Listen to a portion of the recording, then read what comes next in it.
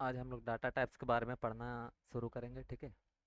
जैसे अब तक हमने क्या पढ़ रखा है, चीज़ें देखो तो क्रोनोलॉजिकल ऑर्डर में चल रही है, ठीक है। एक एक चीज़ें रिलेट करते चलेंगे। जैसे सबसे पहला दिन हमने प्रोग्रामिंग के बारे में थोड़ा जाना, जो कि ऑलरेडी तुम लोग को पता है। प्रोग्रामिंग करते हैं, कोड करते हैं, ठीक है। प्रोग्रामिंग की ज़रूरत क्यों पड़ी? क्योंकि कंप्यूटर से बात करनी थी, ठीक है।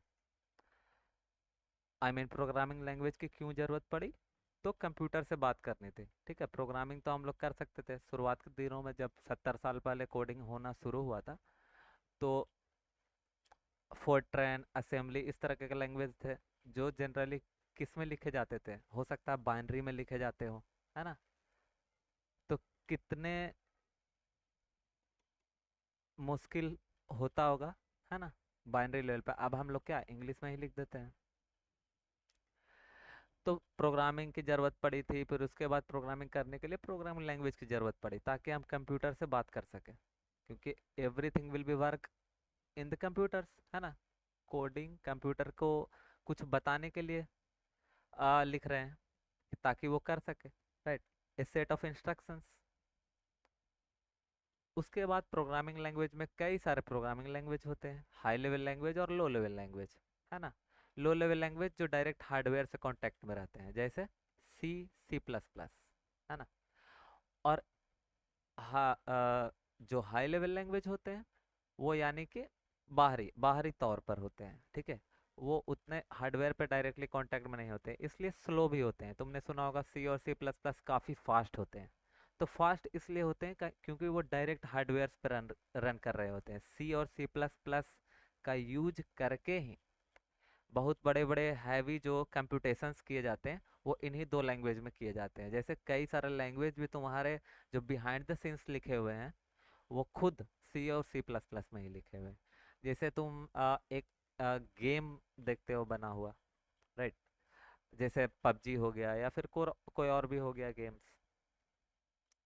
तो वो गेम्स किस में बना हुआ है? सी प्लस प्लस में ही लिखा हुआ। उसके सारे जो डायनेमिक्स तुम रियल टाइम में फील करते हो, लेफ्ट मुड़े, राइट मुड़े, गोली चलाए, है ना। तो वो चीज़ें रियल टाइम में किस तरीके से परफॉर्म कर रही है, वो उसके behind the scene C plus plus code ही चल रहे होते हैं। वो अनरियल इंजन करके एक एप्लीकेशन है, उसी में सी प्लस प्लस कोडिंग करके हम सारे क्या करते हैं, मॉडल्स को कोड करते हैं। और वो कोडिंग के जरिए फिर वो हम लोग जैसे भी उसको ऑटोमेट करते हैं, वो चलता है ना। कभी गोली चलाते हैं, कभी दौड़ाते हैं उसको, है ना। तो वो सारा रियल टाइम में फीलिंग दे सके, ताकि उसके लिए ही सी प्लस प्लस और सी यूज होता है। जो लो लेवल लैंग्वेज है, डायरेक्ट तुम्हारे कंप्यूटर या मोबाइल के जो प्रोसेसर है उससे कांटेक्ट में होता है। लेकिन हाई लेवल लैंग्वेज की थोड़ी बात अलग होती है। जैसे इसमें हाई लेवल लैंग्वेज में क्या आ गया, जावास्क्रिप्ट और पाइथन। इसके बारे में सुनोगे थोड़ा स्लो होता है। स्लो इन द सेंस इतना भी स्लो नहीं कि तुम्हें फीलिंग नहीं आएगी कि ये स्लो है, दैट्स इट। बट एज सी और सी प्लस प्लस के कंपेरिजन में ये काफ़ी स्लो होते हैं, ठीक है। कुछ हद तक स्लो होते हैं, राइट। तो अब प्रोग्रामिंग लैंग्वेज की बारी आई, तो हमने फिर उसके बाद क्या चूज किया? जावास्क्रिप्ट चूज किया है। क्यों जावास्क्रिप्ट ही क्यों चूज किया है? सी, सी प्लस प्लस या जावा हो गया, जावा भी काफ़ी हद तक क्या है, फेमस लैंग्वेज है। इनफैक्ट इन लोग से भी पुराना है, जावास्क्रिप्ट से भी पुराना है। इनफैक्ट जावास्क्रिप्ट का नाम भी किस लिए रखा गया, जावा में स्क्रिप्ट में जावा क्यों है? वो जावा लैंग्वेज से ही आया है। क्योंकि जावा इतना फेमस था उस वक्त कि जो नया लैंग्वेज बना, उसको जावा स्क्रिप्ट कह दिया गया। स्क्रिप्टिंग इसमें बहुत यूज हुआ है, तो जावा स्क्रिप्ट कर दिया गया कि वो बस फेमस नाम वहाँ पे ले दिया गया। ऐसा कुछ जावा से इसका रिलेशन नहीं है, कुछ भी नहीं रिलेशन है। लेकिन बस फेमस के तौर पर वो जावा स्क्रिप्ट लिया गया, ठीक है।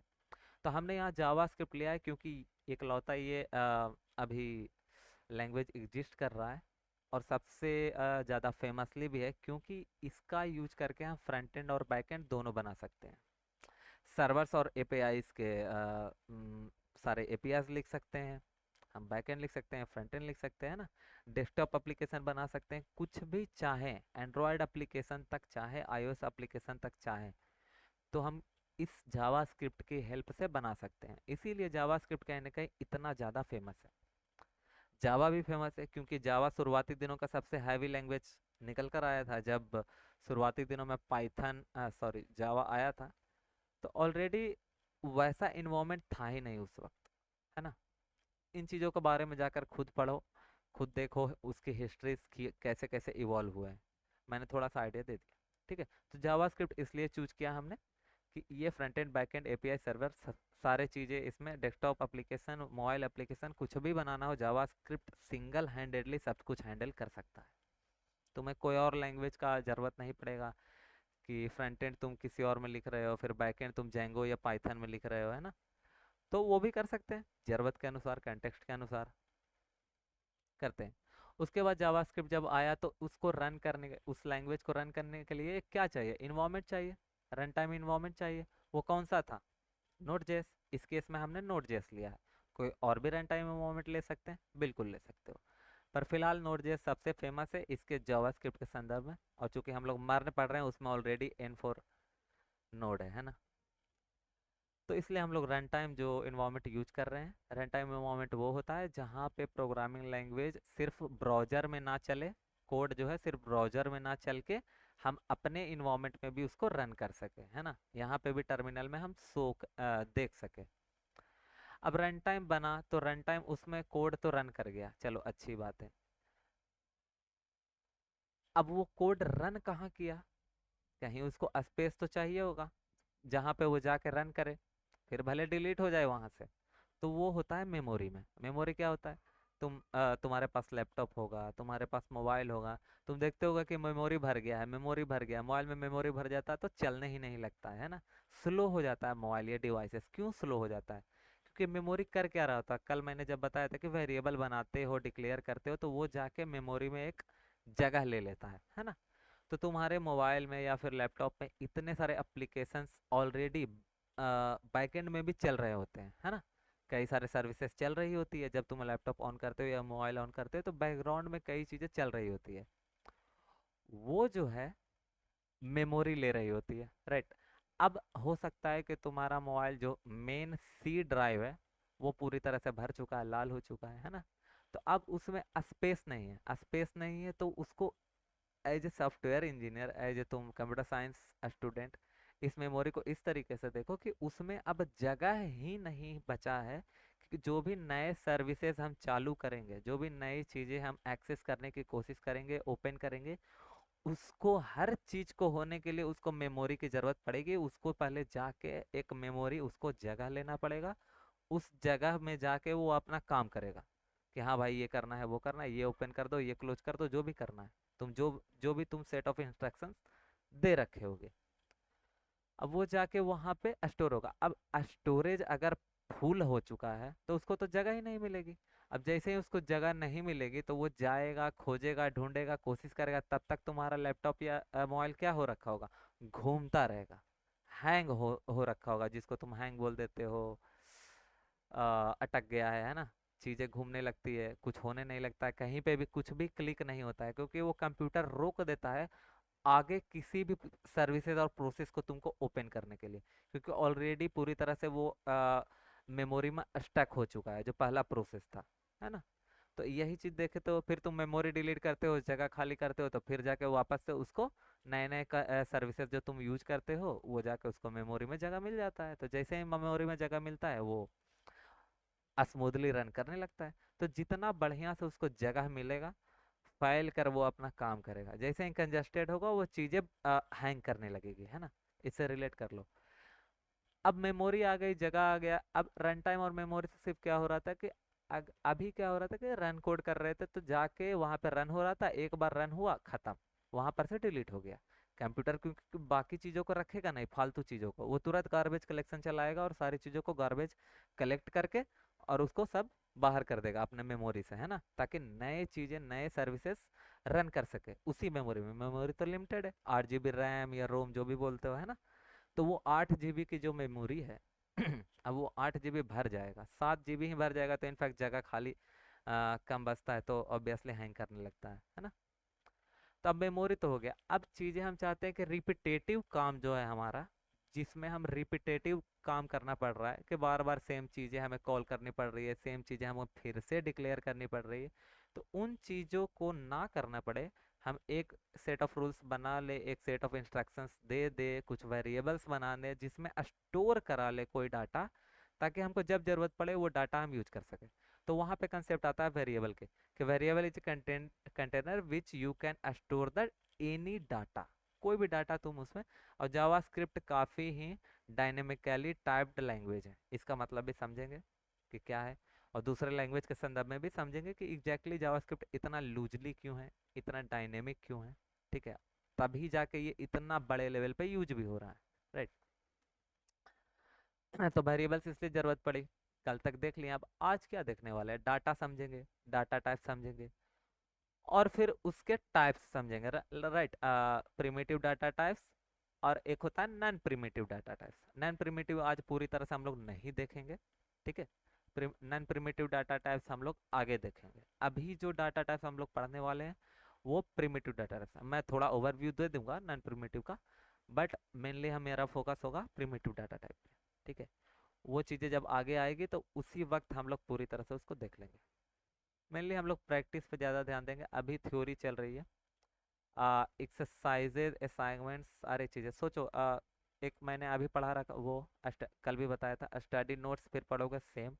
असाइनमेंट कर लिए तो 3 तरीके का तो हो ही गया, फिर कल जब क्लास में आओगे तो मैं 10 मिनट रिवीजन भी कराऊंगा, है ना। तो ये 4 बार का जो तुम्हारा लूप चलेगा मेमोरी में, तुम्हारे अपने दिमाग के मेमोरी में, वो भी क्या रखेगा, वो भी कॉल करना शुरू कर देगा, है ना, स्टोरेज कर लेगा वो चीज़ें। जब 4 बार सेम चीज़ें दिमाग को दोगे तो वो स्टोर कर लेता है, कहाँ, सबकॉन्शियस माइंड में। अब वहाँ पे स्टोर कर जैसे ही कर लेगा, उसके बाद तुम जब चाहो उसको कॉल कर लो। सिंपल वही मेथड है, सारा कोडिंग हो रखा है दिमाग में, तुम उसको कॉल करोगे। पर उससे पहले सेव करवाना होगा बॉस, है ना, दिमाग में सेव तो थोड़ा बहुत डाटा करवाना होगा, तभी जाके तुम उसका यूज भी कर पाओगे। तो चलो आज का क्लास शुरू करते हैं। यहाँ पे explain what data type, sorry, पहले डाटा समझते हैं।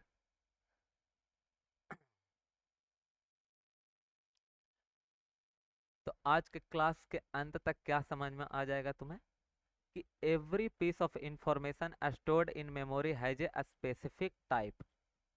यानी आज हम जो टाइप पढ़ने वाले हैं, जो डाटा का, उसका उसका जो एवरी पीस ऑफ इंफॉर्मेशन जो है, जो हम स्टोर करा रहे हैं मेमोरी में, उसका कोई स्पेसिफिक टाइप होगा, है ना। ऑब्वियस बात है कि किस तरह का डाटा है ये अब पता करना पड़ेगा। जैसे अभी वेरिएबल तो बना लिया, स्टोरेज तो करा लिया, अब कोई डाटा नल हो सकता है, कोई डाटा स्ट्रिंग हो सकती है, कोई डाटा नंबर हो सकता है, कोई डाटा डेट हो सकता है ना। स्टूडेंट का है तो नाम भी हो सकता है, उसका एड्रेस भी हो सकता है, ये सब स्ट्रिंग्स हो गए। लेकिन उसके मार्क्स क्या आएंगे, नंबर में आएंगे। अब और क्या हो सकता है, वो हो सकता है उसका डेट ऑफ बर्थ जो होगा वो डेट आएगा, है ना। तो इस तरीके के टाइप्स हैं डाटा के। डाटा क्या है? डाटा इज नथिंग बट, अच्छा हम लोग रिवीजन कर ही लिए हैं क्वेश्चंस।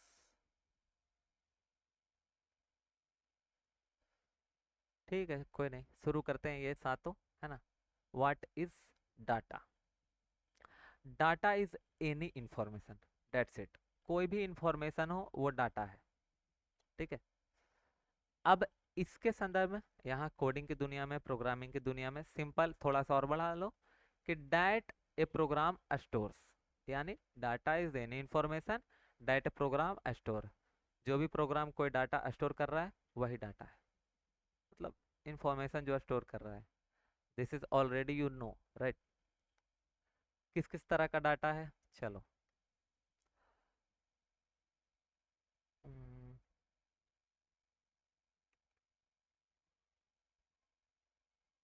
ठीक है, तो इसका जो थोड़ा सा अगर लिख दूं, data is any information that a program stores, ठीक है, सिंपल स्टोर्स। अब सिर्फ स्टोर कर रहा है क्या डाटा, ये प्रोग्राम, प्रोग्राम में जो कंप्यूटर में है सिर्फ स्टोर तो नहीं कर रहा है। प्रोग्राम जो है सिर्फ स्टोर नहीं कर सकता है, स्टोर के साथ साथ और क्या कर सकता है, उसको प्रोसेस भी कर सकता है ना, उसको प्रोसेस भी कर सकता है, और क्या कर सकता है, मैनिपुलेट, यानी अपडेट।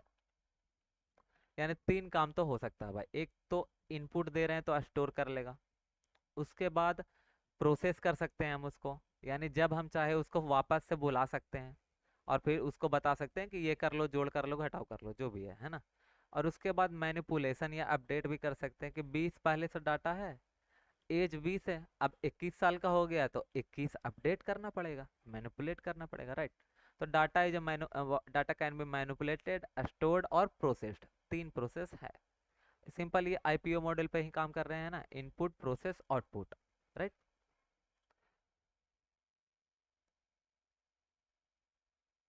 एग्जाम्पल्स देखो किस किस तरह के हो सकते हैं।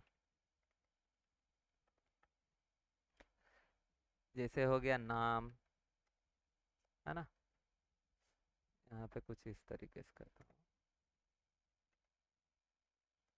एज, और क्या हो गया, salary, temperature, marks, mobile number,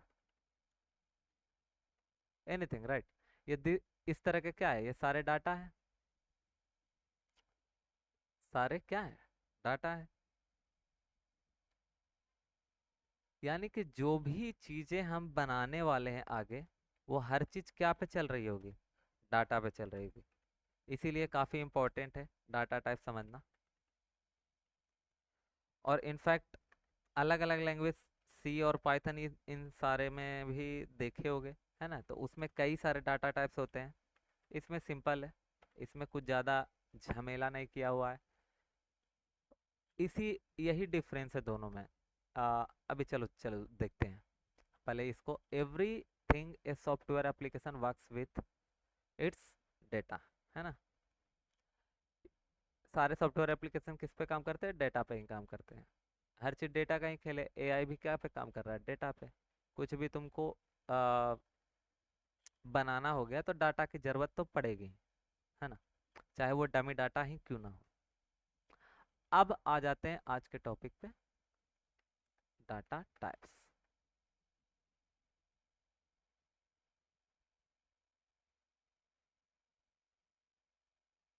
ठीक है,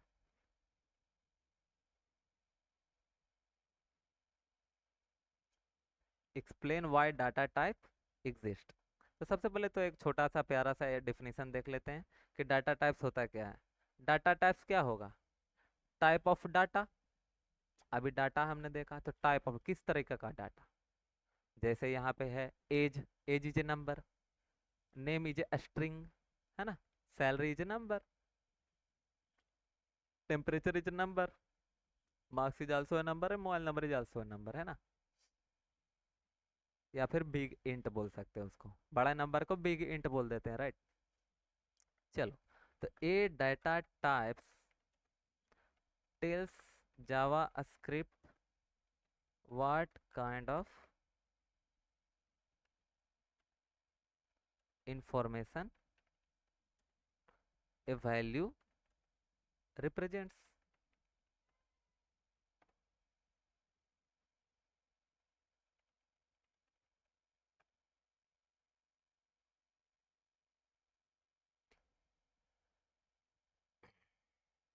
मंडे से हम लोग मिनी मिनी प्रोजेक्ट्स बनाना शुरू करेंगे, ठीक है, VS कोड पे ही फिर समय बिताने वाले हैं हम लोग। आज भी डे 4 बना हुआ है, पर हो सकता है कि कुछ कोडिंग यहाँ पे चले इन चीज़ों के बारे में, ठीक है।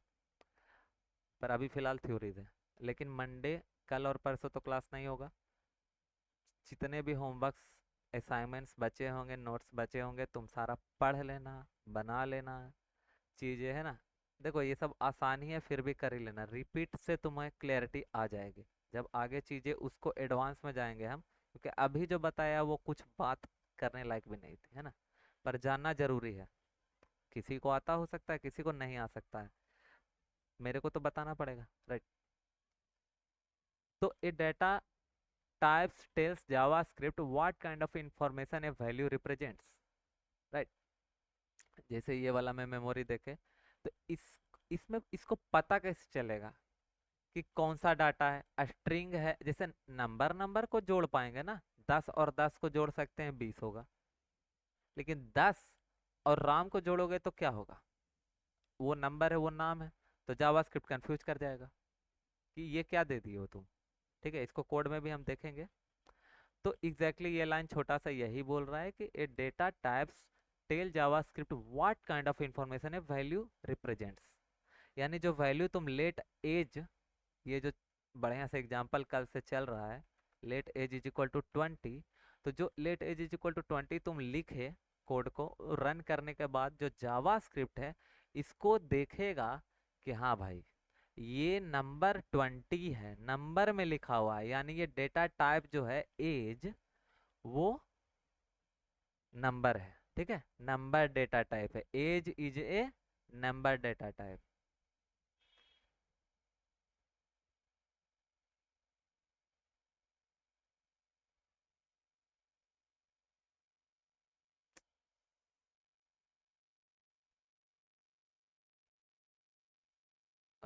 सॉरी,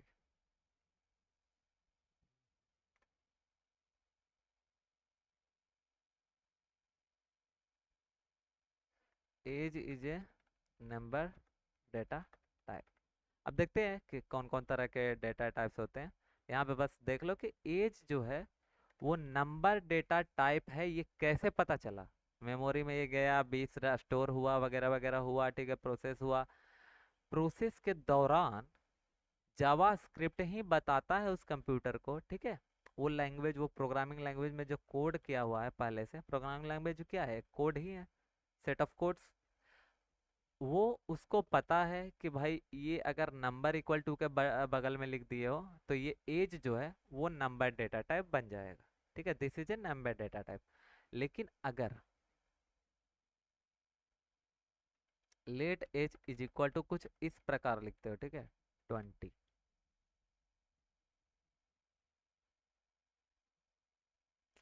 ये क्या हो गया, यहाँ पे तुमने डबल कॉलम्स में 20 लिख दिया, तो ये जो है यहाँ पे कहलाएगा age is a string data type. सोचो, सेम एज है ना, सेम नाम तो सेम है, लेबल तो सेम रखा तुमने, वेरिएबल नेम तो सेम है, लेकिन डिपेंड किस पे कर रहा है, इस वैल्यू पे। वैल्यू से डिसाइड कर लेता है कि ये कौन सा डेटा टाइप है। ठीक है, तो इसी बात को लेके जावा स्क्रिप्ट को कहा जाता है JavaScript is a dynamically typed language. ठीक है,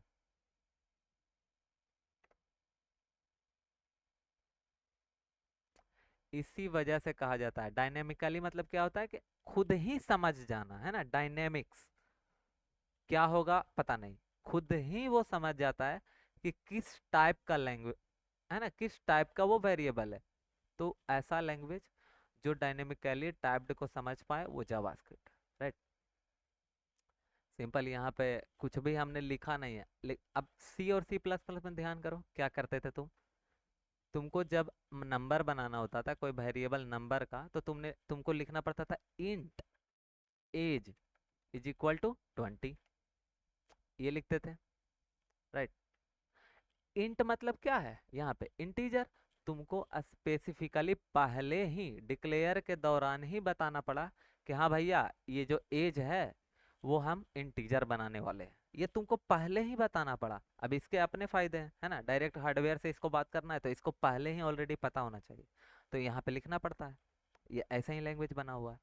लेकिन एक जरूरत थी जहाँ पे लूजली लूजली पैक्ड भी हो, है ना, यानी डायनेमिकली टाइप्ड लैंग्वेज भी हो, जहाँ पे हमको ये टेंशन ना रहे कि हम यहाँ पे बता रहे हो। यहाँ पे हमने क्या किया, बस लेट, सोचो, यहाँ पे इंट, फ्लोट, डबल, पता नहीं बहुत सारे तुमको क्या आ जाएंगे, डेटा टाइप्स आ जाएंगे ये। पर इसमें क्या है, सिंपल, नंबर, बुलियन, ये सब 8 हैं जनरली। ठीक है, जावास्क्रिप्ट में केवल 8 ही हैं, और भी हैं, पर एक मोटा मोटी जो देखने को मिलेगा तुमको 8 8 पाए जाते हैं। ठीक है, तो ये समझे ना, ये सी और सी प्लस प्लस में इंट वगैरह ऑलरेडी बताना पड़ता था तुमको कि भाई सी और सी प्लस प्लस में बताना पड़ता था कि एज अगर ले रहे हैं तो कौन सा वो डेटा टाइप होगा। यहाँ पे इंटीजर बता दिए। फ्लोट यहाँ पे लिखने से यहाँ पे ऐसे तब लिख सकते थे 20.0, है ना। अब ये फ्लोट बन गया। तो ये हमको सी सी प्लस प्लस इस तरह का जावा वगैरह में हमको बताना पड़ता है, ठीक है। लेकिन यहाँ पे कोई भी ऐसा दिक्कत नहीं है। तुम एज सोचो, let age is equal to 20, let age is equal to ऐसे। तो अगर तुम स्ट्रिंग में लिख दिए तो जावास्क्रिप्ट खुद ही समझ जाता है कि भाई अच्छा तुम स्ट्रिंग बना रहे हो, ये एज जो है स्ट्रिंग डाटा टाइप है, अच्छा ठीक है। इंटीजर लिख दिए तुम इक्वल टू के बगल में, तो वो समझ जाएगा अच्छा तो ये एज है, आई मीन एज जो है वो नंबर डाटा टाइप है, अच्छा ठीक है। अब थोड़ा सा डाटा टाइप्स देख लेते हैं कि कौन कौन से तरह से होते हैं। टाइप्स ऑफ डेटा टाइप्स, बताओ कितना अजीब वर्ड है, types of data types.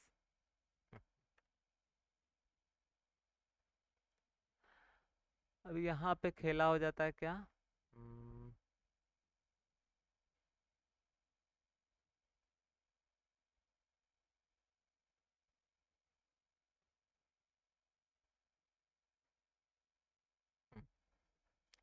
Primitive, और एक हो जाता है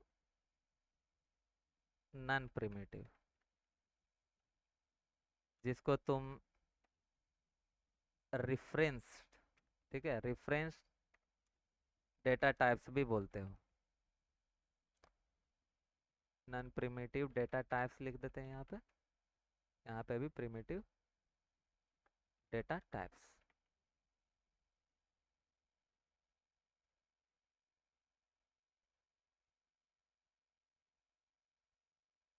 ठीक है। तो ये दो ही तरह के डाटा टाइप्स होते हैं, एक प्रिमिटिव और दूसरा नॉन प्रिमिटिव। अच्छा प्रिमिटिव क्या है, प्रिमिटिव मतलब ऐसे भी अगर जनरली कोई वर्ड के तुम थोड़े महारथी होगे तो तुमको प्रिमिटिव का मतलब पहले से ही पता होगा। प्रिमिटिव का मतलब होता है शुरुआत, ठीक है। और नॉन, अब जितने बाकी बच गए डाटा टाइप्स जो अभी लिस्ट बनाएंगे हम, बाकी जो बच जाते हैं वो नॉन प्रिमिटिव में आ जाते हैं, जो भी बच गया। अब प्रिमिटिव में शुरुआती क्या होगा, शुरुआती जैसे नंबर, जैसे स्ट्रिंग, है ना, ये सब चीजें प्रिमिटिव में आ जाती है, 6 7 जो भी है।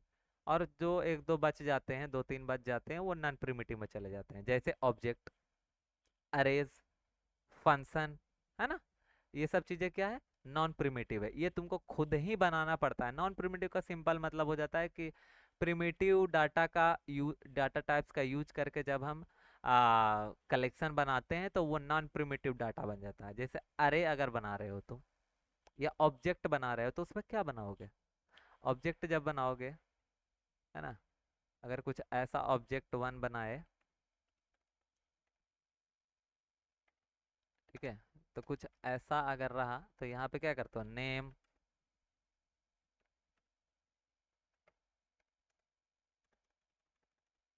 और एज मान के चलो 21, ठीक है। तो ये दे दिए, तो तुम बना क्या रहे हो यहाँ पे, यहाँ पे भी ऑलरेडी ये देखो, यहाँ पे तुमको ऐसे लिखना पड़ेगा राम, ठीक है, स्ट्रिंग में। तो जैसे ही तुम ये लिखोगे तो पता चल जाएगा उसको कि हाँ भाई नेम जो है वो स्ट्रिंग डाटा टाइप, एज जो है 21 यानी नंबर डेटा टाइप है, लेकिन ये एक ऑब्जेक्ट है, ठीक है। तो ये ऑब्जेक्ट डाटा टाइप है, यानी प्रिमिटिव डाटा टाइप के यूज करके जो तुम संग्रहित कर रहे हो, है ना, वो नॉन प्रिमिटिव डाटा टाइप बन जा रहा है। अरे में भी सेम कर रहे हो तुम, अरे में भी mix of primitive data types use कर रहे होगे, है ना, कभी ट्रू फॉल्स, कभी नंबर और स्ट्रिंग। तो प्रिमिटिव डाटा टाइप्स कौन कौन से हैं, ठीक है, 6 तुमको याद ही होंगे जनरली।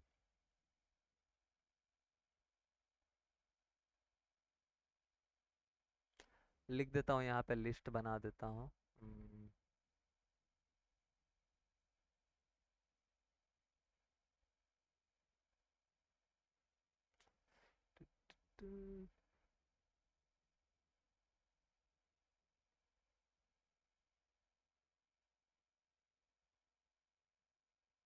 ठीक है, यहाँ पे कर देता हूँ ऐसे। प्रिमिटिव डाटा टाइप हो जाएगा एक तो नंबर, है ना,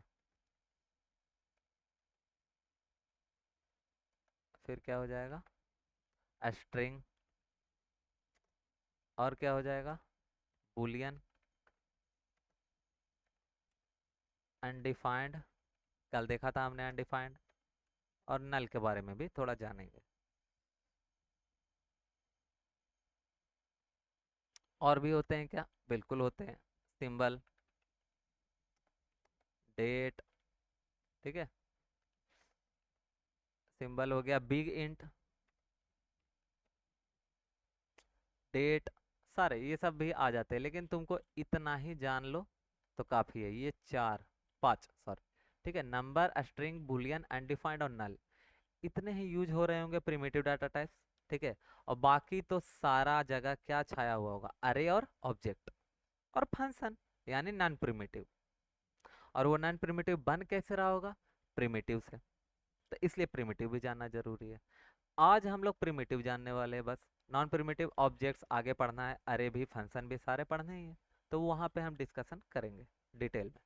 अभी आज हम नंबर, स्ट्रिंग, बुलियन, अनडिफाइंड और नल, जिसमें नंबर तुमको ऑलरेडी पता है। मैं ये मान के नहीं चल रहा हूँ कि तुमको कुछ भी पता है, पर मैं शब्दों में बोल देता हूँ कि चलो तुमको ऑलरेडी पता है। पर ऑलरेडी पता कुछ भी नहीं है, ऐसा मान के चलते हैं, ठीक है। तो ये जो नंबर है, अगर बोले तो इसको क्या लिख सकते हैं कि represents numerical value, nothing else, represents numerical value. अब सोचो, तुमको अलग अलग जो लैंग्वेज थे सी और सी प्लस प्लस में, उसमें तुमको अगर फ्लोट बनाना है तो फ्लोट एज बराबर समथिंग फ्लोटिंग देना पड़ेगा। डबल फ्लोटिंग करना पड़ेगा। स्ट्रिंग बनाना है तो स्ट्रिंग लिखना पड़ेगा, string age is equal to this, या string name is equal to this, है ना। ऐसा कुछ करना पड़ सकता है। पर जावास्क्रिप्ट में देखो कितना ही आसान है। कुछ भी, तुम बस इक्वल टू के बगल में जो वैल्यू लिखोगे वो अपने आप वो डाटा टाइप बन जाता है। तो इसीलिए ये क्या कहलाता है? Dynamically typed language. खुद ही समझ जाना, डायनेमिक मतलब क्या होता है? खुद ही समझ जाना कि कौन सा टाइप है। इसीलिए JavaScript is dynamically typed language. काफी सारी गलतियों को भी ये माफ कर देता है, इसलिए इसको लूजली टाइप्ड लैंग्वेज भी कहा जाता है, ठीक है। खुद ये समझ जाता है, एरर भी बहुत कम देता है। पर ये अपने आप में एक प्रॉब्लम भी है कि एरर नहीं देता है, ठीक है। खुद ही तुमको डिफाइन मतलब खोजना पड़ेगा। तो ये सब थोड़ा बग फिक्सिंग में प्रॉब्लम आती है, पर आज के एडवांस एरा में इतना मुश्किल भी नहीं रहा है। कई सारे टूल्स एंड टेक्नोलॉजी आ चुके हैं जिससे सारी चीज़ें पकड़ी जा सकती है, ठीक है। तो ये नंबर क्या हो गया? Represents numerical value. अब स्ट्रिंग भी तुमको क्या पता है? Represents textual information.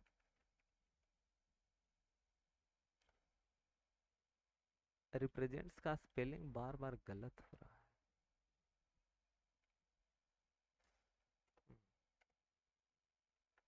बुलियन क्या होगा? Represents only two value, true या फॉल्स। सिंपल, रिप्रेजेंट्स ओनली, देखो वापस से गलती, रिप्रेजेंट्स ओनली टू वैल्यूज। कौन कौन सा? ट्रू और फॉल्स, ठीक है। सिंपल, बुलियन मतलब या तो सही या तो गलत, या तो ट्रू या तो फॉल्स। अनडिफाइंड, कल हमने देखा था। अनडिफाइंड कब आ रहा था? देखो मैं VS कोड पे ले चलता हूँ, डे 3 में चलते हैं। और अनडिफाइंड यहाँ पे आ रहा था भाई कि हाँ, लेट एज अगर कर दिए सिर्फ और रन कर दे रहे हैं, ये वाला, अरे लेट एज, ठीक है। और इसको कंसोल डॉट लॉग एज कर रहे थे हम। एज ये क्या है? सिर्फ अभी डिक्लेयर है।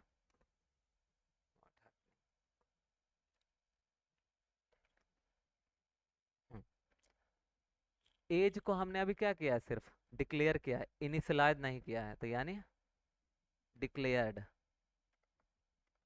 एक second, only declared, not initialised, ठीक है। इनिशियलाइज्ड।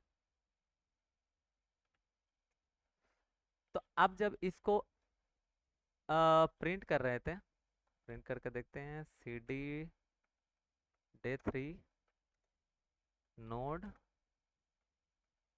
day 3। सेव कर लेते हैं फाइल को पहले और रन करते हैं, ठीक है।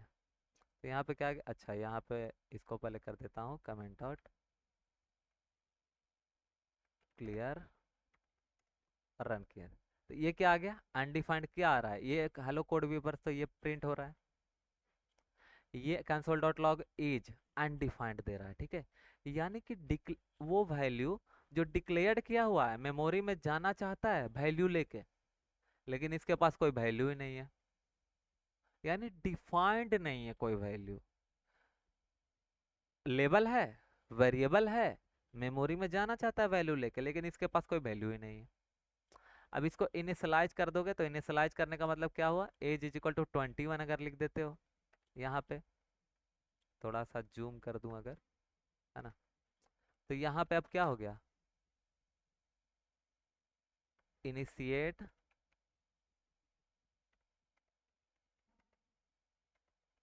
या डायरेक्ट लिख सकते हैं initialised data, first data initialised, है ना, first data initialised, okay.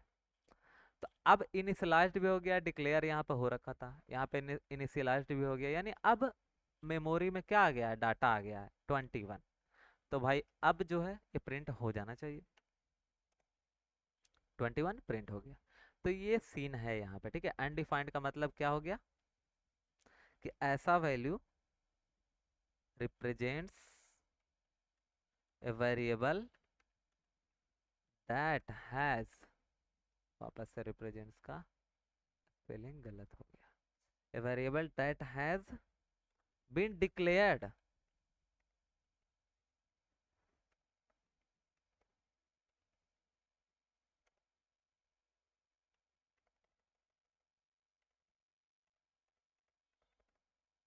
declared but has not yet received a value, ठीक है। अब नल की बात करते हैं, ठीक है। अनडिफाइंड समझ में आया ना, कि represents a variable that has been declared but has not yet received a value, ठीक है, उसके उसमें वैल्यू नहीं है। नल क्या है,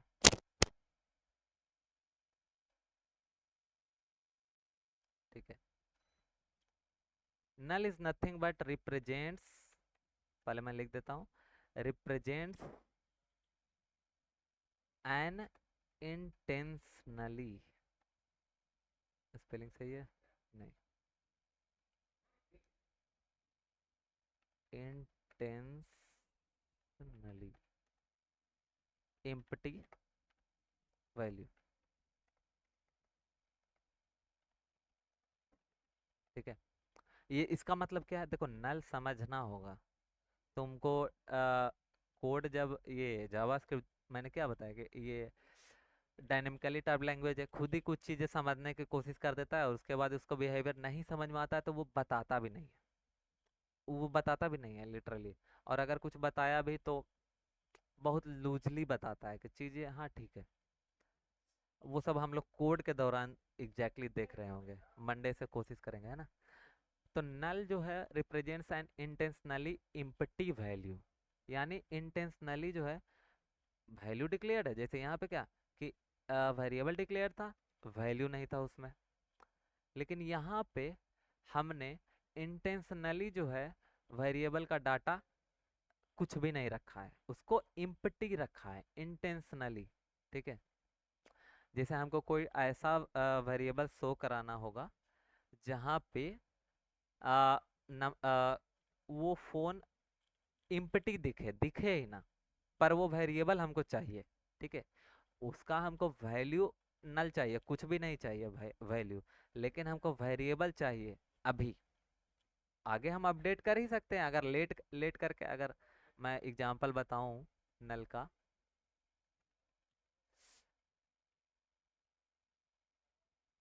ठीक है। तो अगर नल का तुम सिंपल एग्जांपल देखो तो कुछ ऐसा कि let phone is equal to null, ठीक है। तो नल मीन्स क्या हुआ कि यहाँ पे हमको देखो फोन, फोन वेरिएबल तो हमको चाहिए, ठीक है, फोन वेरिएबल तो हमको चाहिए, आगे जाके हम उस नंबर फोन नंबर को हम अपडेट भी करेंगे, लेकिन अभी उसमें कोई वैल्यू हमको नहीं चाहिए। लेकिन वैल्यू अगर नहीं देंगे तो वो क्या आ जाएगा, अनडिफाइंड आ जाएगा। अनडिफाइंड बहुत बड़ा प्रॉब्लम है। नल खुद एक वैल्यू है, ऐसा वैल्यू जिसमें कुछ नहीं है। सोचो, नल वो है, नल इज एन ऑब्जेक्ट। देखो नल, नल का जब टाइप ऑफ करोगे, है ना, जो अभी आगे पढ़ते हैं, टाइप ऑफ वेब पढ़ना ही है हमको आज, उसी पे खत्म करेंगे क्लास, ठीक है। तो टाइप ऑफ जब नल का करोगे तो वो ऑब्जेक्ट निकलता है, ठीक है, नल इज ए ऑब्जेक्ट।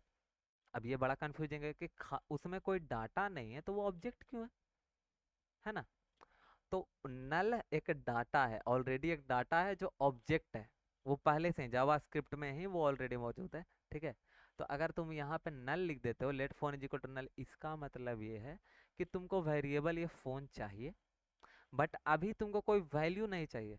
लेकिन सिर्फ लेट फोन लिख के छोड़ दोगे तो वो अनडिफाइंड आ जाएगा आगे उसको जब यूज करना चाहोगे, ठीक है।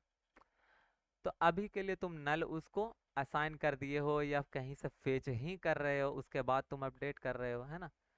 तो फिलहाल के लिए ऐसा सीन है कि ऐसा वेरिएबल जिसको अगर हम नल असाइन कर दे तो उसका मतलब ये होगा कि फोन वेरिएबल बन चुका है, उसमें कुछ भी वैल्यू जो है वो इम्प्टी है, ऑब्जेक्ट है एक, लेकिन खाली ऑब्जेक्ट है, कुछ ऐसा।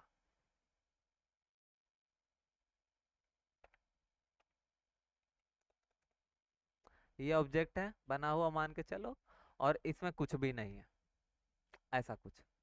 पर हमको जैसे जैसे जरूरत पड़ेगा, मान के चलो बाद में जरूरत पड़ेगा, तो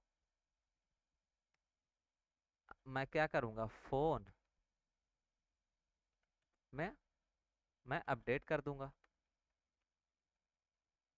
तो इसमें नल के जगह पे ये वैल्यू आ जाएगा। चूंकि लेट यूज किए हैं यहाँ पे तो ये अपडेट हो सकता है, कॉन्स्ट यूज कर देते तो ये अपडेट नहीं होता, जीवन भर नल ही रह जाता, कुछ भी करते रहो, है ना। तो लेट है यहाँ पे तो यहाँ पे अपडेट हो सकता था, फिलहाल अभी नल लिए हैं क्योंकि हमको अभी डाटा नहीं चाहिए था, पर हमको वो वेरिएबल तो चाहिए था। अब तुम बोलोगे कि ऐसे करके छोड़ ही देते तो क्या दिक्कत था, लेट एज, है ना, और लेकिन नहीं, लेट लेट एज करके छोड़ ही देते तो क्या होता, जब जरूरत पड़े एज, एज में डायरेक्ट असाइन कर देते। बात सही है। अब ये सब कंफ्यूजन हम लोग कोड में डायरेक्ट देखेंगे, अभी भी हम लोग प्रैक्टिस करके देख सकते हैं पर उसका कोई फायदा नहीं, भूल ही जाओगे, ठीक है। मिनी प्रोजेक्ट बनाएंगे, वो फिर तुम लोग भी रिप्लिकेट करोगे अपने डाटा से, तो चीजें समझ में आएगी, ठीक है। ईरर भी तुमको खुद ही क्रिएट करना है, ईरर तब नहीं लाना है जब खुद से आए, तुमको ईरर क्रिएट करवाना है। असाइनमेंट में भी ईरर क्रिएट कराने का असाइनमेंट रहेगा, ताकि तुमको ईरर भी देखने का, बग्स देखने का पता चले कि भाई नल की जगह पे यहाँ पे कुछ भी नहीं दिए तो सिर्फ लेट एज करके अगर छोड़ दिए तो फिर दिक्कत क्या है, ये सब तो दिमाग में आ रहा है। पर चीजें क्लियर तब हो पाएगी जब वहां पे तुम बग क्रिएट कर करके देखोगे और फिर उसको बग को रिजॉल्व करोगे, जब चीजें चेंज करोगे, है ना। खुद से तो बग आएगा ही, वो रुक नहीं पाएगा वो, पर खुद से भी क्रिएट करेंगे हम लोग बग, राइट। तो नल हो गया ये सारा, सिंबल, कुछ सिंबल जितने सारे ये सब है, कीबोर्ड में ऊपर में देखते हो गए ना, क्या बोलते हैं यार उसको, डॉलर, ये सब, हैश वगैरह। बिग इंट, ऐसा नंबर जो बहुत बड़ा है। अब जैसे ऐसा कुछ नंबर डिनोट करना है कि समुंदर में कितना लीटर पानी है, तो अब उसको तो भाई इंटीजर से डिनोट करना पॉसिबल नहीं है। या फिर यहाँ से ध्रुव तारे का डिस्टेंस कितना है। अब ये अगर कोडिंग, देखो कोडिंग तुम सिर्फ यहाँ पे प्राइवेट कंपनी में नहीं चल रहा होता है, नासा में भी कोड हो रहे होते हैं, ठीक है। तो नासा जब जब कोड करेगा तो वो कौन सा कोड करेगा, उनका डाटा ही ऐसा ऐसा है, तो वो क्या यूज करेंगे वहां पे, वो कोडिंग में बिग इंट कर रहे हो यूज।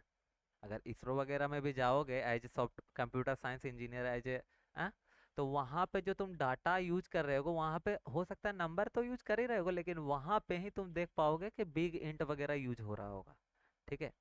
क्योंकि नॉर्मली कंपनीज में भी हो ही रहे होते हैं, ऑब्वियसली फंड्स वगैरह इतने बड़े बड़े अगर क्रिएट हो रहे हैं तो वो नंबर्स बिग इंट में ही चला जाएगा, ठीक है। तो जहाँ पे उतने बड़े नंबर आ गए जहाँ पे नॉर्मल नंबर से शो नहीं किया जा सकता, वहाँ पे बिग इंट यूज करेंगे, राइट। अब नॉन प्रिमिटिव था, नॉन प्रिमिटिव का सिर्फ एग्जांपल अभी मैं बता दे रहा हूँ, ठीक है। इसको डिटेल में कब देखेंगे, आराम से देखेंगे हम लोग आगे जब ऑब्जेक्ट फंक्शंस वगैरह पढ़ेंगे, और कुछ नहीं, 2-4 दिन में हम लोग को रोज ही पढ़ना है, तो तुरंत ही आ जाएगा ये। अब इसको रेफरेंस डाटा टाइप्स भी कहते हैं, ठीक है। एक बात ये जान लो कि प्रिमिटिव डाटा टाइप ये जो होता है ये स्टैक में होता है, ठीक है, स्टैक। अब तुम लोग को यहाँ पे एक चीज आ गया है, स्टैक। स्टैक की जो डाटा स्ट्रक्चर है ना, पता होगा, ये स्टैक में जाता है। स्टैक मतलब क्या होता है, लीफो। आई थिंक सही हूँ, अगर गलत हो तो बता देना। लीफो, लीफो का मतलब क्या होता है, लास्ट इन फर्स्ट आउट, ठीक है।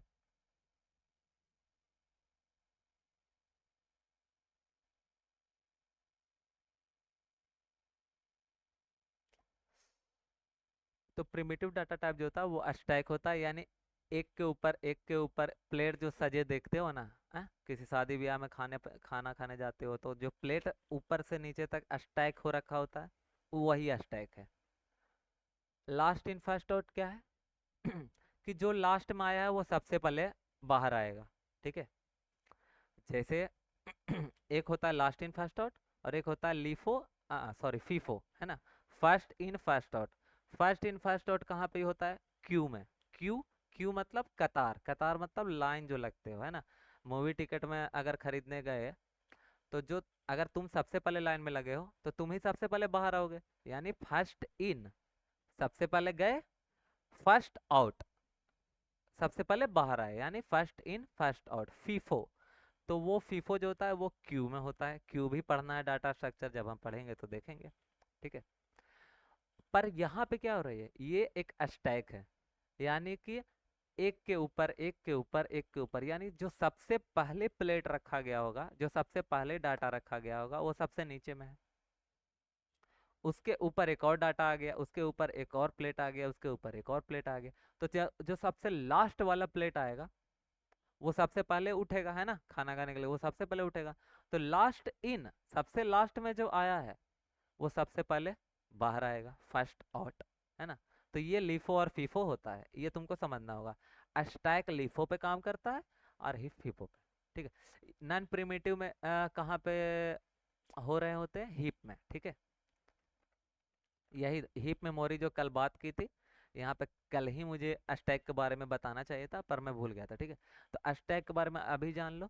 जो वेरिएबल्स कल बना रहे थे, let age is equal to 20 वगैरह, वो सब कहाँ जा रहे थे, ये मेमोरी में जो यहाँ पे जा रहे हैं, वो कहाँ पे जा रहे हैं, वो स्टैक में स्टोर हो रहे हैं, ठीक है। मेमोरी में दो तरह के मेमोरी है, स्टैक और हीप मेमोरी है, ठीक है। और स्टैक जो वो सजने का तरीका, जो डाटा जो जिस तरीके से रखा जा रहा है मेमोरी में, ठीक है। तो प्रिमिटिव डाटा टाइप जो है वो सिंपली स्टैक वे से डाटा स्टोर करते हैं, और नॉन प्रिमिटिव हीप मेमोरी का यूज करते हैं, जो हम आगे देखेंगे, हीप वगैरह पूरा डायग्राम और फिगर से समझेंगे, ठीक है। एक फिगर था, मैं फिगर दिखाना चाहूंगा, ये ठीक है, ये फिगर दिख रहा है, ये कल का ही फिगर है, रिवीजन के लिए बनाया है, ठीक है, मैं भेज दूंगा। How JavaScript store and finds variable, ठीक है। When you write let age is equal to 20, exactly same example है। यहाँ पे देखो एग्जीक्यूशन क्या हो रहा है, ये कोड लिखा, अब एग्जीक्यूट करना शुरू करोगे तो क्या होगा, सबसे पहले एक एड्रेस असाइन होगा मेमोरी में, हीप में, है ना। वहाँ पे 20 एलोकेट हो जाएगा, ठीक है। अब क्या होगा, आइडेंटिफायर एज बनेगा, आइडेंटिफायर करने का मतलब लेबल, कि भाई एज, एज की बात जैसे ही आएगी तो वो इस रेफरेंस पे जाके देखेगा कि कौन सा एज स्टोर है। अपडेट करना रहेगा तो अपडेट कर देगा, डिलीट करना रहेगा तो डिलीट कर देगा। See, the name age is registered and points to the memory location of 20, है ना, मेमोरी लोकेशन ये रहा, ये वाला, राइट। अब क्या हुआ, कंसोल डॉट लॉग एज, दूसरा लाइन ये था प्रिंट करने के लिए, तो इसके दौरान क्या हो रहा है, इंजन लुक्स फॉर एज, ये एज है, तो एज खोजने गया वो मेमोरी में, तो मिला, अच्छा ये रहा एज, ये रहा रेफरेंस, उसको मिल गया। जैसे ही मिला, देखा डाटा 20 है, अच्छा वैल्यू रिट्रीव किया 20 और तुमको आउटपुट दे दिया 20। यही सेम चल रहा होता है। ये भेज दूंगा, इसको अच्छे से समझ लेना। देखो ये है आसानी, लेकिन जब बड़े लेवल पर डाटा तुम मैनिपुलेट करना शुरू करोगे, जब प्रोजेक्ट्स में बड़े बड़े हैवी प्रोजेक्ट्स बनाओगे, तो उसमें डाटा जब जा रहा होगा मेमोरी में और आ रहा होगा, तुमको कई दफ़ा होगा कि अपडेट नहीं हुआ, डाटा तो वही रह गया, या डाटा करप्ट कर जाएगा। तो कई चीज़ें वहाँ पे मायने रखेंगी, जहाँ पे ये जो बेसिक्स अभी हम बात कर रहे हैं, ठीक है, कुछ भी इधर उधर की बात नहीं होगी। और जो भी डीप लेवल पे वहाँ पे अंडरस्टैंडिंग करनी होगी, एग्जैक्टली वहीं पे हम समझेंगे, ठीक है। अभी सिर्फ समझना था कि ये कहाँ स्टोर हो रहा है डाटा, क्यों हो रहा है, उसको हम रिट्रीव करके अपडेट कैसे कर रहे हैं, है ना। हीप मेमोरी, ठीक है, हीप मेमोरी याद रखना कि हीप मेमोरी जो है उसमें स्टोर हो रहा है, और किस तरीके से डाटा स्टोर होते हैं, वो स्टैक वे से स्टोर होते हैं, ठीक है। इसका भी एक अलग से क्लास चलेगा इस चीज़ पे, क्योंकि ये सब इंटरव्यू पर्सपेक्टिव से बहुत ज़रूरी है। हम लोग इंटरव्यू पर्सपेक्टिव के सवाल भी हम लोग सैटरडे संडे को लिया करेंगे, अभी नहीं। 2 से 3 वीक जब पढ़ लेंगे, जावास्क्रिप्ट थोड़ा सा कर लेंगे, कुछ प्रोजेक्ट्स इधर उधर के कर लेंगे, तो फिर हम लोग इंटरव्यू के सवालों पर जाएंगे। जावास्क्रिप्ट लगभग हो चुका होगा, तो हम लोग इंटरव्यू के सवालों पर जाएंगे, ठीक है। और उसी में डीप डाइव करेंगे विद द कोड, टेंशन नहीं लेने का, ठीक है। ये डन हो गया, डिफरेंस हो गया, identify number value just string undefined null, ठीक है। अब यहाँ पे 3 चीजें बची है, use the type of operator, type of, ये टाइप ऑफ, ठीक है। अब तुमको जैसे जावास्क्रिप्ट तो पता चल जाता है कि अच्छा तुम इक्वल टू के बगल में तुम 20 लिखते हो, तो उसको समझ में आ जाता है नंबर लिखा है तो नंबर टाइप है। अच्छा स्ट्रिंग, डबल स्ट्रिंग में लिख दिए हो तो उसको समझ में आता है स्ट्रिंग। स्ट्रिंग की बात एक और बताना चाहूँगा कि अगर तुम इस तरीके से लिख रहे हो, like let name is equal to Rahul, ठीक है। अब नेम इज इक्वल टू, अगर ये करना होगा राहुल, राहुल ब्रदर इज साहू, ठीक है, ऐसा कुछ हो गया, ऐसा कुछ हो गया। तो देखो यहाँ पे ध्यान दो, यहाँ पे भी एक स्ट्रिंग है, ये दोनों तो एक सेम ही चीजें है ना, ये वाला और ये वाला, यानी डबल स्ट्रिंग वाला और सिंगल स्ट्रिंग वाला। कब कौन यूज करेंगे, कुछ भी यूज कर सकते हो, कोई एक ही प्रॉब्लम यूज करना है तो एक ही यूज करेंगे, लेकिन जिसमें अगर दोनों यूज करना पड़े, जैसे राहुल्स ब्रदर जब लिखना है तो यहाँ पे ये देना पड़ेगा, तो यहाँ पे बाहर अगर डबल वाला यूज किए हो तो अंदर में सिंगल वाला यूज कर लेंगे। और अगर अगर बाहर ही ये एक वाला यूज कर लोगे अगर, तो देखो एरर दे रहा है ना, क्यों दे रहा है, जावास्क्रिप्ट को पता चल गया कि भाई तुमने ये क्या कर रखा है, तो अंदर जो ये है यहाँ पे डबल दे दो।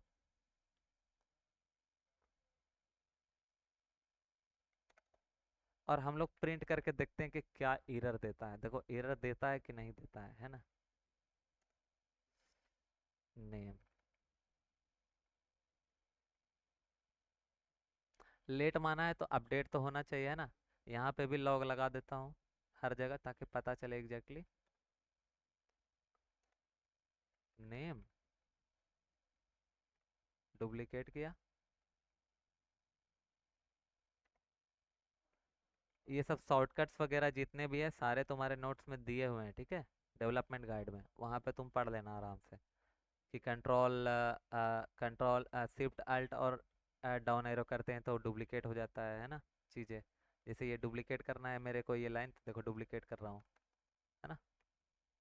कंट्रोल जेड से अंडू होता है, ये सब तो आता ही होगा ऑब्वियसली, VS कोड के संदर्भ में देख लेना बस वो गाइड में। अब अगर हम प्रिंट करें इसको, तो देखते हैं कि कोई दिक्कत आ रहा है या फिर चल जा रहा है। अच्छा ये डे 4 है, सॉरी। CD बैक जाएंगे, फिर node day sorry, CD day 4, ठीक है। उसके बाद नोड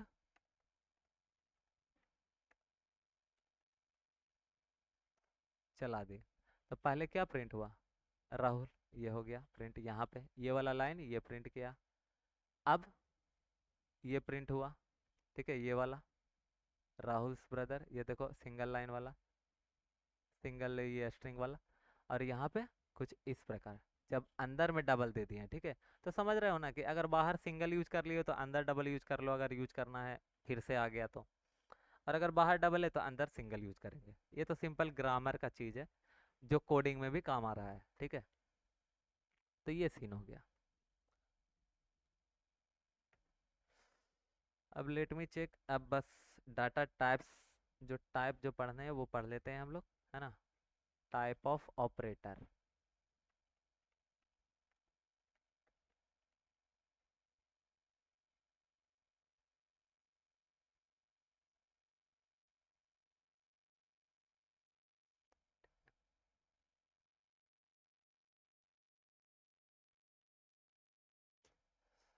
तो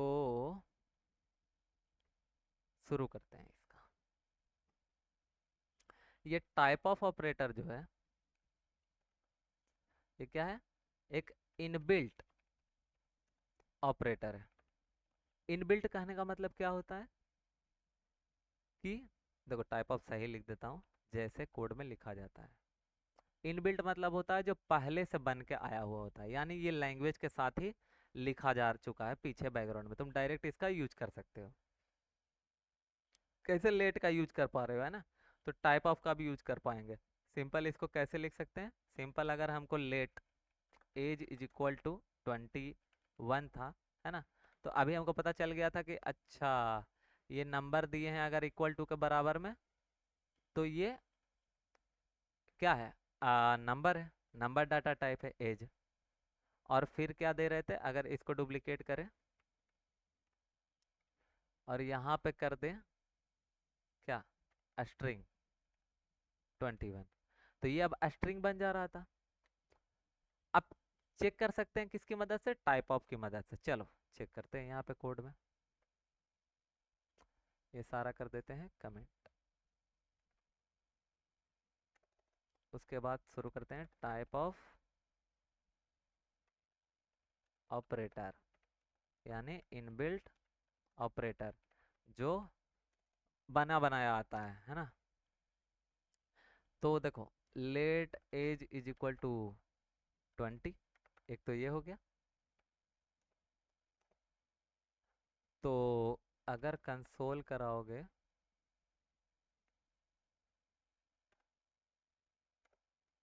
तो यहाँ पे लिख सकते हो टाइप ऑफ ईच, ठीक है। देखता हूँ क्या आता है, कुछ आता है एरर आता है, जो भी आएगा। नंबर, ये क्या आया है, टाइप ऑफ एज। चलो अब सेम वेरिएबल को हम देखते हैं कि स्ट्रिंग देता है कि नहीं, वो जो हम देख रहे थे।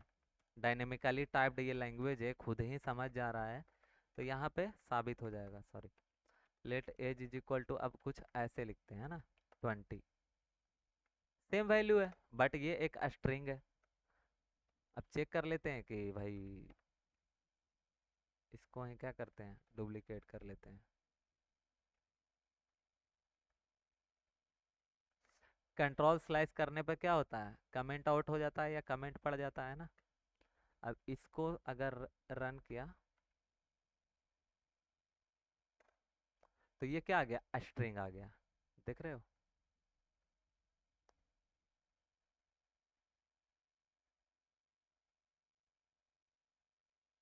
ठीक है, तो यही टाइप ऑफ है। Type of is nothing but to get you informed which type of data type is, right. जो तुम यूज कर रहे हो वो कौन सा डाटा टाइप है, अगर तुमको कोड में पता करना है। इस तो ये डिबगिंग के लिए यूज होता है, ये तुम कहीं पे लिख नहीं रहे होगे कोडिंग में, ठीक है। ये तुम डिबगिंग के लिए यूज कर रहे होगे कि कहीं कहीं पे डाटा तुमको जो है स्ट्रिंग की जगह पे नंबर में आ गया, या नंबर की जगह पे स्ट्रिंग में आ गया। अब तुम पता कैसे करोगे कि ये डाटा जो आ रहा है, जो हम फेच होकर रिट्रीव करके आ रहा है, वो डाटा किस टाइप का है? क्योंकि ये क्या है, डायनेमिकली टाइप्ड है, ये खुद ही डिसाइड कर लिया है, तुमने कहीं पे लिखा तो है नहीं, तुमने बस लिखा let age is equal to ये। अब पर डाटा जो आ रहा है वो एग्जैक्टली सच में हमको नंबर चाहिए तो नंबर ही आ रहा है या फिर स्ट्रिंग आ रहा है? अगर हमको कुछ डाउट हुआ वहां पे तो वहां पे हम चेक कर पाएंगे इसकी मदद से, ठीक है। टाइप ऑफ, और वो वेरिएबल का नाम दे दो, लेवल का नाम दे दो, वो ये बता देगा तुमको कंसोल में कि कौन सा डाटा टाइप में ये रिट्रीव हो रहा है, पहले था कुछ, अभी कुछ, जो भी रहेगा, है ना। तो इसका बस यही यूज है। जैसे एक और अगर देखो कि टाइप, डायरेक्ट अगर तुम ये करो, इसको कर दो कमेंट आउट और इसको कर देते हैं डुप्लीकेट, ठीक है। और इसको डायरेक्ट मैं क्या करता हूँ, ट्रू, ठीक है। ट्रू और फॉल्स किस में था, बुलियन में, तो बुलियन आना चाहिए यहाँ पे, देखते हैं आ गया। तो टाइप ऑफ ट्रू क्या है, बुलियन है। तो ये डाटा टाइप बताने के लिए टाइप ऑफ तुमको यूज कर रहे होंगे कीवर्ड, है ना। ये क्या है, एक इनबिल्ट इनबिल्ट ऑपरेटर कीवर्ड है ना। चलो, बस यही है। एक अगर टाइप ऑफ ये वाला नल वाला बाकी है, नल वाला देख लेते हैं ना। डिटेल में तो बाद में ही देखेंगे, बट अभी शो करके दिखाना होगा अगर बात की है तो।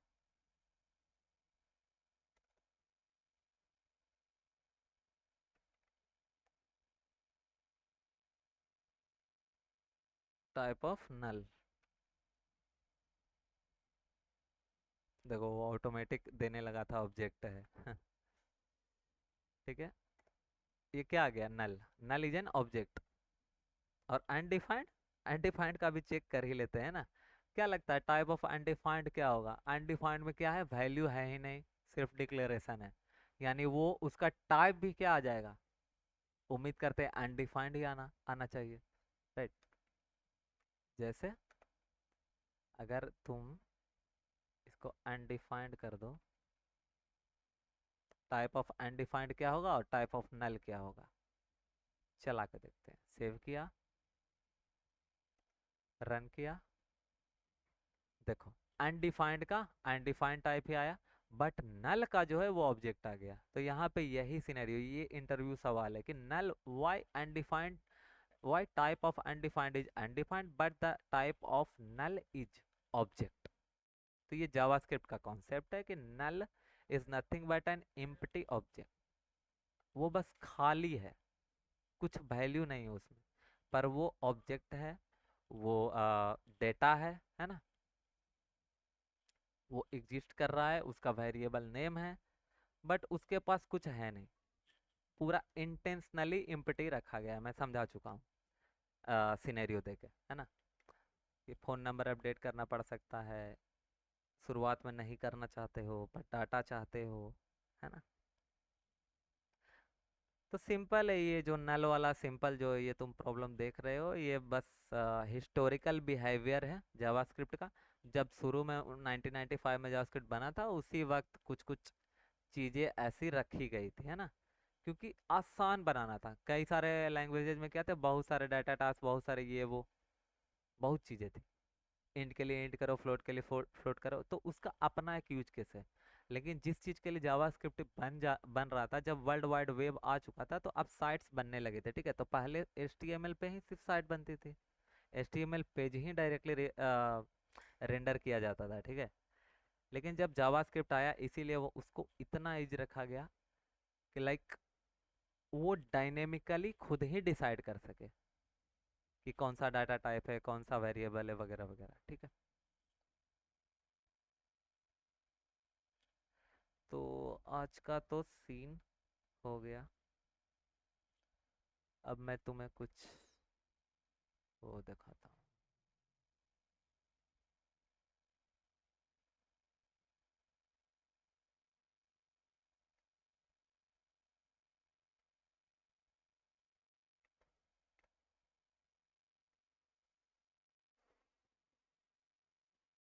देखो, तो 5 दिन क्लास चल चुका है, यानी 4 क्लासेस हमारे हो चुके हैं, रिकॉर्डिंग्स तो अभी 2 दिन का डाल दूंगा आज सैटरडे संडे में।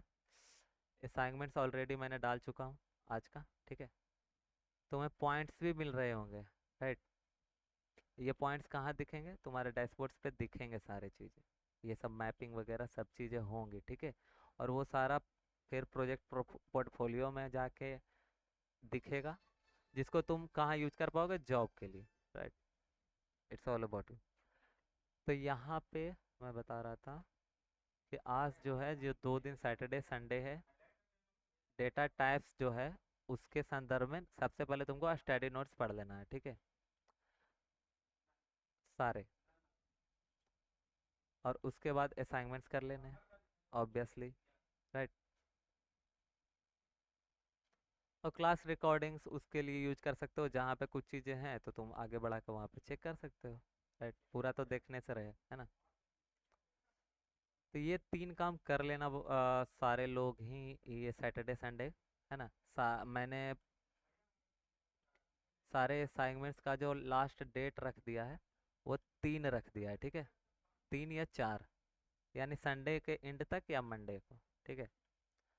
ताकि मैं फिर चेक भी कर सकूं, मार्क्स भी दे सकूं। ऐसा कुछ मार्क्स वार्क्स मतलब नहीं देने वाला, राइट। मैं बस देखूंगा कि लाइक क्या बनाया क्यों, और कुछ भी देख सकते हो कि कुछ भी नहीं, सिंपल क्वेश्चन है, ऑब्जर्वेशन एक्टिविटी मान के चलो। इंस्टाग्राम स्टोर क्या क्या करता है, user name, follower, verified, bio. तो इसका डाटा टाइप तुमको आइडेंटिफाई करना है, बस। अब सेम करो इसके लिए, WhatsApp, banking, Amazon, student portal. इन चीज़ों के बारे में सोचना है, तुमको ऑलरेडी पता है, पर बस एक बार सोचना है ताकि रिपीटेटिव में चले जाओ। और जब चीज़ें बार बार फिर आगे आते रहे तो क्लियरिटी मिलती रहेगी, ठीक है।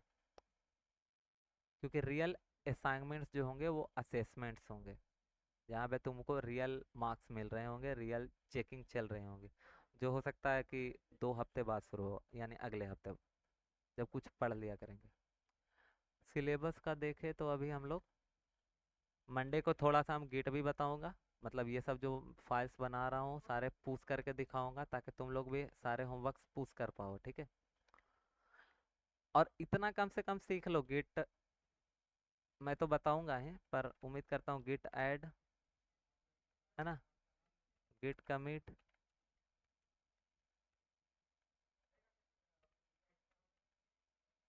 और गिट पुश, ओरिजिन, मेन।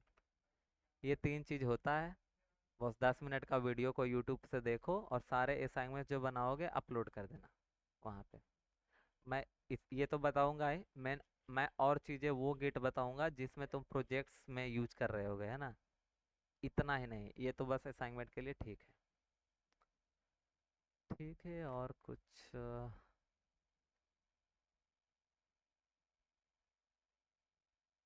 ठीक है। तो अब तुम इसको, टाइप कोरिलेशन हमको हम लोग को बच गया है ना, ठीक है, कोई बात नहीं। इसको तुम लोग ये टिक कर सकते हो अब, ठीक है, टिक कर लेना धीरे धीरे, जैसे जैसे पढ़ते जाओगे। कल क्या पढ़ेंगे, ऑपरेटर्स, ऑपरेटर्स पढ़ेंगे। और साथ में ये भी पढ़ लेंगे, टाइप कोरिलेशन। टाइप ऑफ पढ़ ही चुके, टाइप कोरिलेशन भी पढ़ देंगे। इसका मतलब होता है कि टाइप चेंज कर देना। आई थिंक हम लोग पढ़ ही चुके हैं, देखो ये वाला जो पढ़ रहे थे, ठीक है, ये वही है। कि पहले क्या था, ये नंबर था, पर अब इसको क्या कर दिया, देखो यहाँ पे कर देता हूँ मैं वापस से, सेम एग्जाम्पल, टाइप कोरिलेशन बता ही देता हूँ, ठीक है।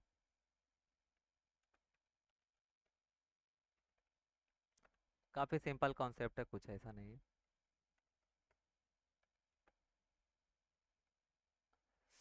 क्या होता है कि let age is equal to 20, पहले नंबर था, तो ये लॉग करोगे एज को, तो ये नंबर देगा, ठीक है। एक सेकेंड, टाइप ऑफ चेक करना है ना हम लोग को।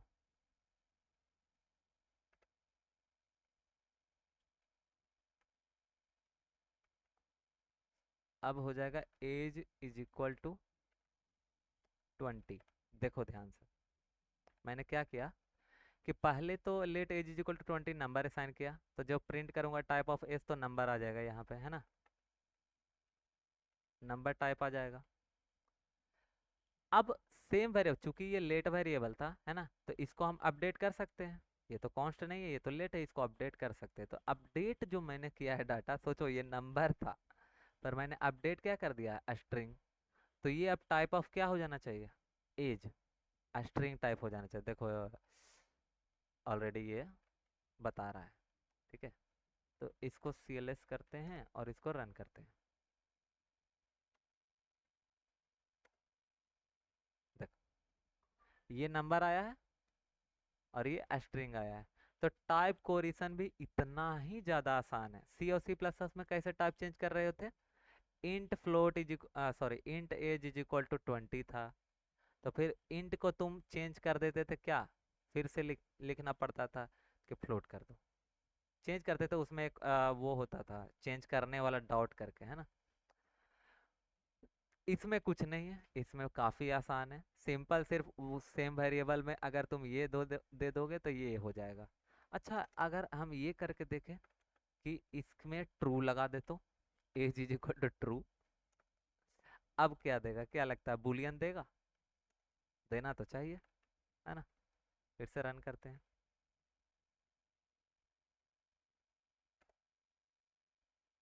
ट्रू। यहाँ पे टाइप ऑफ लिखना पड़ेगा, तो फिर बताएगा ये बुलियन, है ना। तो सोचो टाइप हम लोग बदलते जा रहे हैं। Type coercion is nothing but changing the data type from one to another. एक से दूसरा डाटा टाइप में चेंज करने को ही क्या कहा जाता है, टाइप कोरेशन। ठीक है, दैट्स इट, यही था।